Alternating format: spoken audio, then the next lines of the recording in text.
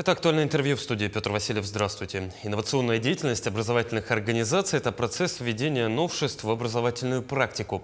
Это целенаправленные действия по разработке и внедрению новых образовательных технологий, методик и содержания, учитывающих национальные и региональные особенности. Об условиях и особенностях внедрения инноваций в образовательный процесс в республике мы сегодня поговорим. Гость у нас в студии Ольга Михалева, заместитель директора Института развития образования и повышения квалификации имени Донского. Ольга Иннокентьевна, здравствуйте. Здравствуйте. Я вначале очень много умных слов сказал про инновационную деятельность, там буквально целый абзац из словаря. Если простыми словами, что это такое? Инновационные – это какие-то изменения, новшества, которые вводятся, и, как вы уже говорили, в содержании, в методах, технологиях обучения. Но мы сейчас не говорим про ИКТ, компьютерные технологии и вот все прочее, прочее. Или говорим? Или можем говорить, потому что есть очень много новых технологий, которые могут быть использованы в деятельности общеобразовательных школ и в дошкольных образовательных организациях. Ну вот вы как педагог, как специалист, как считаете, насколько она необходима, эта деятельность у нас в образовательных организациях, когда, казалось бы, уже каждый молодой человек, который приходит либо в среднее звено, либо выше, он так или иначе подкован с технологиями?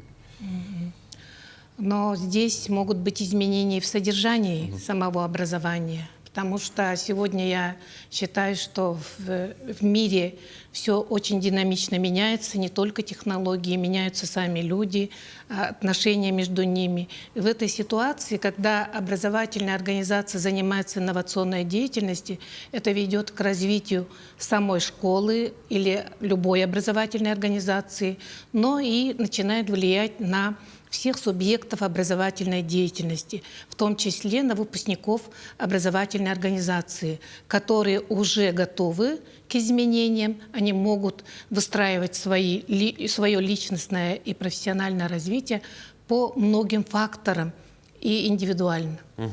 Ну вот если мы говорим об общеобразовательных организациях, и сегодня и в школах, и в детских садах активно внедряется единое содержание образования.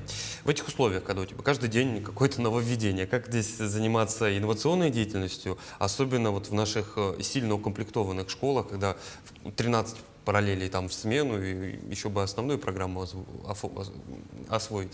Да, иногда и вторая смена, да. Тоже там в 13 параллелей. Ну, в этой ситуации, да, конечно, вот мы сейчас переживаем нововведение со стороны, сверху, да, все идет, да, мы идем к выстраиванию единого федерального образовательного пространства, поэтому меняется федеральный государственный образовательный стандарт, появляются федеральные образовательные программы, рабочие программы по предметам уже определены содержание.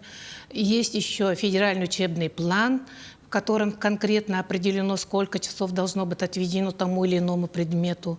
Есть еще единое федеральное расписание уроков. Но в этой ситуации, кажется, невозможно что-либо менять. Но когда шквал идет этих образовательных документов, нормативных, методических документов, мы должны учитывать свою ситуацию. Мы находимся в другой социокультурной ситуации.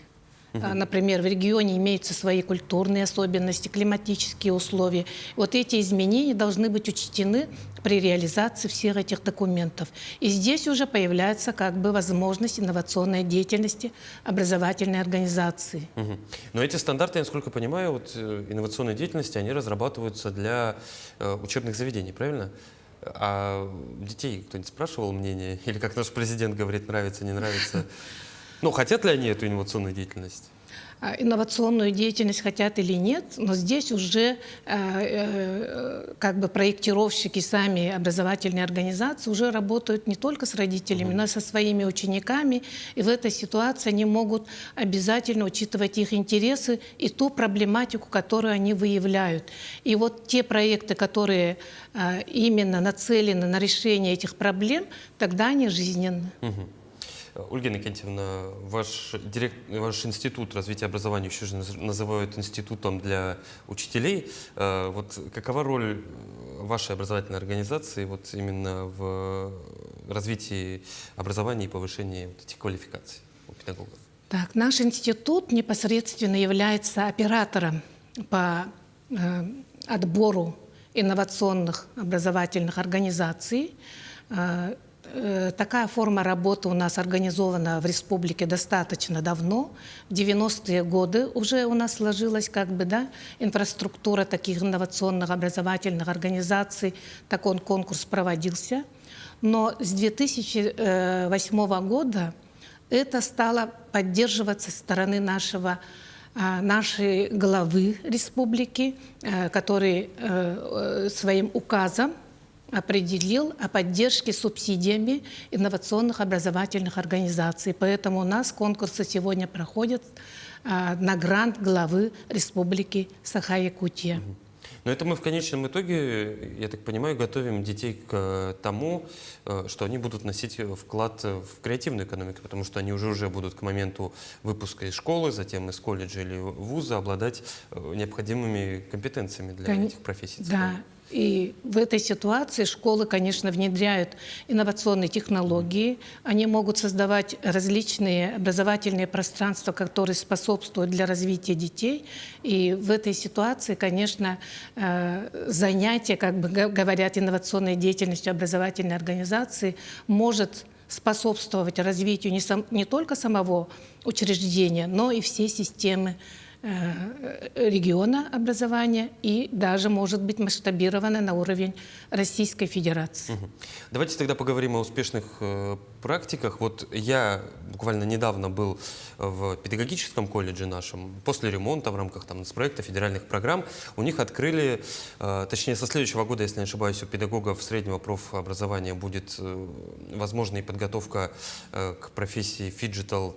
Как-то, в общем, будут готовить фиджитал-спортсменов. И уже есть оборудование в том педагогическом колледже. Я так понимаю, это один из успешных примеров и первый шаг. Какие еще есть? Есть очень интересные даже на уровне дошкольных образовательных организаций, когда детские сады, используя лего-конструирование, робототехнику, они развивают у детей уже как бы готовить их к инженерному образованию. И в этой ситуации мы можем сказать, что у нас ряд дошкольных образовательных организаций имеют очень хорошие результаты не только на уровне России, но и на международном уровне, когда наши дети дошкольного возраста выезжают и побеждают. Но, к слову про робототехнику, она же в свое время была новшеством, сейчас она уже буквально почти в каждой школе. Да, почти в каждой школе. Но здесь надо заступиться, что она развивает не только инженерные навыки, но еще и мелкую моторику, умение логически мыслить. И, в общем, вот меня лично, 30-летнего мужчину, в этой робототехнике сделает любой пятиклассник.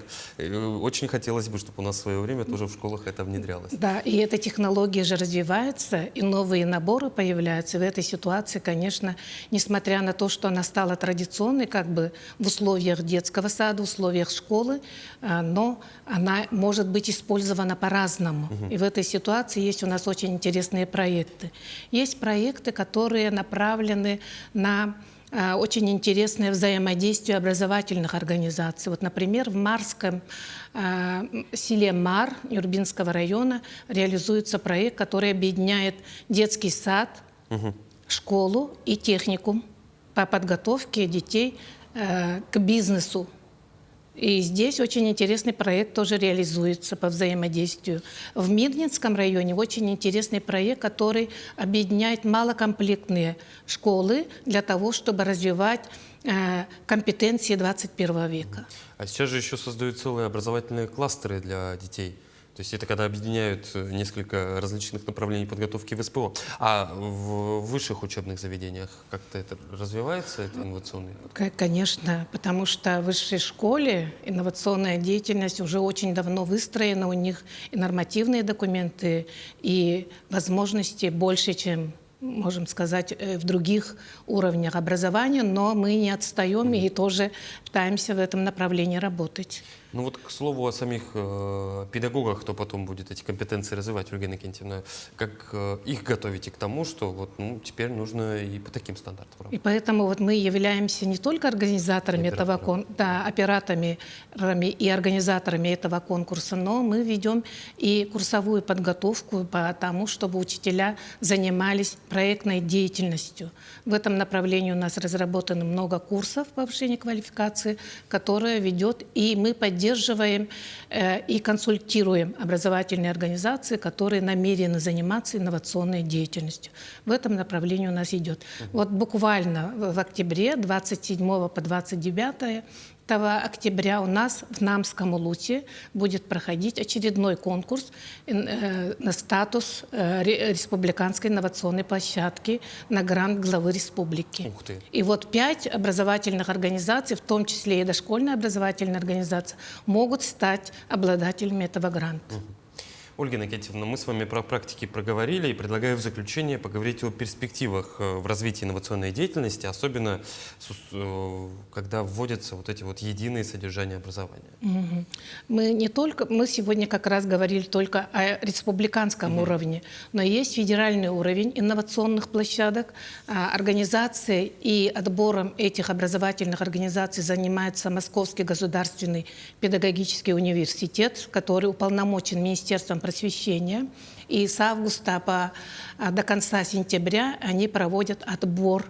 Есть единая система, где могут быть загружены эти проекты. Также оформляются все документы, которые отправляются в Министерство просвещения для того, чтобы эксперты посмотрели на все работы, которые представляются, и они получают статус федеральной инновационной площадки.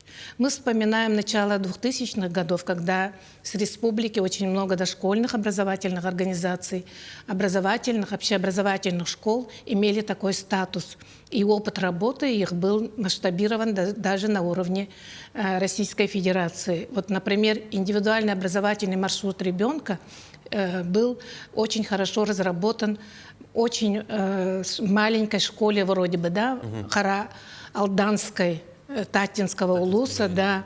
И этот опыт работы потом был как бы использован, и некоторые организационные, содержательные моменты использованы сегодня, и сегодня это традиционно является как бы деятельностью. Наряду с этим очень интересные проекты наших дошкольных образовательных организаций по детско-взрослому сообществу, по проживанию детей в пространстве сказки, по использованию территориальных органов самоуправления, они сегодня используются на уровне многих регионов. И мне было очень отрадно в этом году, вот в Благовещенске на днях я была на форуме Дальневосточном, где услышала бурятских своих коллег, которые сказали, что это они услышали у якутских своих коллег, и они используют вот территориальный орган управления для самоуправления родителей, для того, чтобы улучшить образовательный процесс детского сада. Вот таким образом нам бы хотелось чтобы расширяли возможности инновационной деятельности и участвовали на уровне федерации. Ольга Иннокентьевна, ну что ж, я уверен, что нашим педагогам и преподавателям еще есть чем удивить и учеников, и наших коллег из других регионов. Уверен, что проектная деятельность у нас, безусловно, будет и инновационная, в том числе, будет активно внедряться. Я благодарю вас за интересную беседу. Спасибо, что пришли к нам в студию, ответили на наши вопросы. Спасибо. Это было актуальное интервью. До встречи.